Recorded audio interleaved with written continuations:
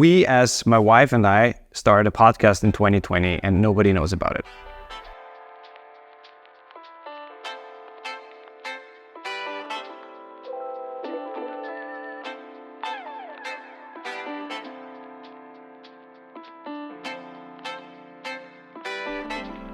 Okay, I guess that's not entirely true.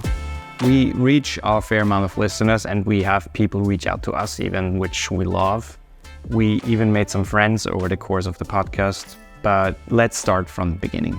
Why did we start a podcast together? Well, we're white and we have opinions. I was always fascinated with the idea of having a podcast or just podcasting, like the process behind it.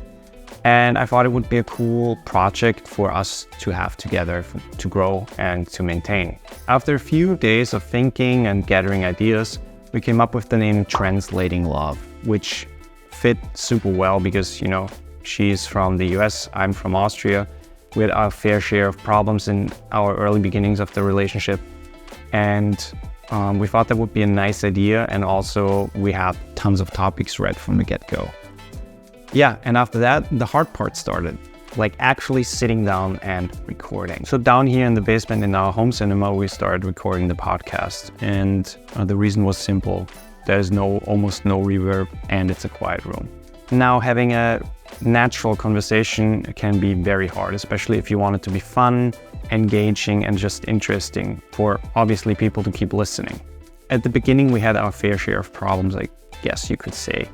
There was a lot of stuttering, like ums and ems, and we tried to cut them out and it didn't, sound natural anymore, and tried to find the right flow, and it was all a little messy, but I think it was a good learning for us. Especially perfection is something that you can't really strive for in that sense. You want to have a natural, fun conversation that can be imperfect in itself. I think that also felt unnatural to us was just talking into a microphone, knowing that we all record that was also sometimes a little of a barrier in our head. Planning, recording, and releasing episodes weekly was our goal, and we actually pulled it off. Sure, we had some weeks off, especially during the summertime, but during the rest of the year, we had an episode for each week. After 60 episodes of Translating Love, we kind of felt we were running out of ideas.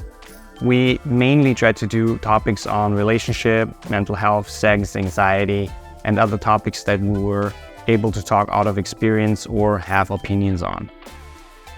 We obviously also had guests on, and that mixed things up, and we learned a thing or two. At the end, we started to feel like, okay, we were repeating topics and we felt trapped in our own sad theme of relationships. So with episode 88, we rebranded the podcast as Hello, I Am Listening. Can you guess the reference? We are basically doing the same thing as we did before, but we weren't only limited to relationship topics, which helped us branch out, have new exciting guests on, and actually grow our numbers significantly. But why did you say that nobody listens to the podcast, you might ask yourself? Well, there are a few things that make it hard to actually stand out, be relevant, and be recognized. 1, luck. I think you have to be very lucky if you don't have already a huge following online to actually gain followers, to gain traction, and to be recognized on the podcast apps. You never know who will share your podcast. You never know which topic will, take off or not at the beginning. So you need to be really, really lucky with that. 2, being consistent, I think, is a key thing, especially at the beginning. People need to know when a new episode is dropping. And once you build the trust that on a certain day is an episode dropping, people already are eagerly waiting for that. 3, look at the data. The analytics are very important to, find out what people like, what people don't like, and double down on topics that maybe people really love. But don't overdo it. It's like a little tricky. And you also don't know, sometimes people are more into fun, lighthearted topics, and sometimes people are more into I need something serious right now. So it's not always easy to really, really nail it. 4, build a community and engage with your listeners. I think this one is a given, but it's not easy, especially if you don't have a huge following. Again, we never had a huge following before that. So we started from scratch. We couldn't just tell our thousands of followers to, trickle over to the new podcast Instagram. So we have a website, we have an Instagram, we have a Patreon.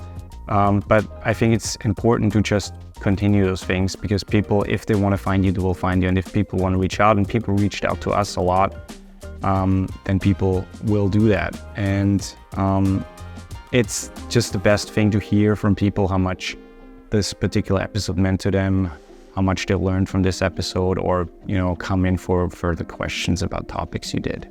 5, make high quality content by having fun.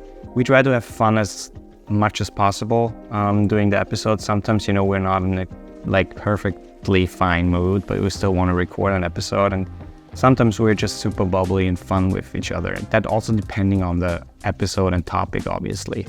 Having guests is also a great way to expand a little bit, to learn, and then also grow new listeners. We've been doing this podcast for almost 3 years now, over 160 episodes, which is a lot. And it's still a lot of fun, and we love doing it. Sure, a few more listeners would be nice, but in the end, we're doing it for us. It's still our project. We started as that, and it was never intended to become this massive thing, to get brand deals or make millions. And we know we have good episodes out there. We know we have good, engaging, fun content. And I could promote this podcast right now. I could say, hey, check out Hello, I'm Listening, our podcast. Click in the link in the description. There might be a link, I don't know. And head over to your podcast app and, check out a few episodes if you want to. But I won't do that. Thanks for watching, and until next time.